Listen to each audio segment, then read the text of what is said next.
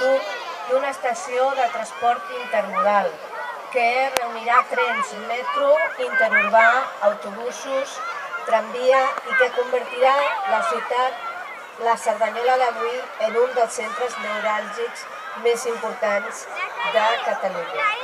Per tant, des del primer moment, com es fa una ciutat, però com es fa de manera sostenible, de manera equilibrada, amb tots els mitjans, amb tots els elements de qualitat que donarem desenvolupament econòmic a la ciutat, perquè ens hem de readaptar a totes aquestes empreses i usuaris del sincrotró que vindran aquí, compartiran ciutat amb nosaltres, la ciutat, ja que al donar, ara us invito a acompanyar-nos a encendre tot el que és la il·luminació, que és el que li faltava a l'espai. Des de l'escenari és la presència en aquest territori que ens han pintat tan meravellós de fins a 11 abocadors.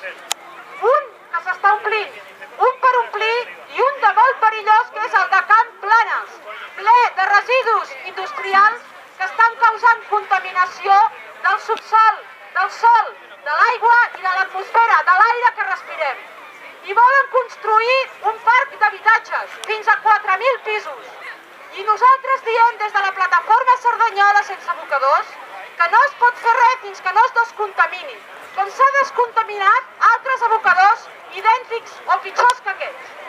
Cal declarar sòl contaminat i descontaminar.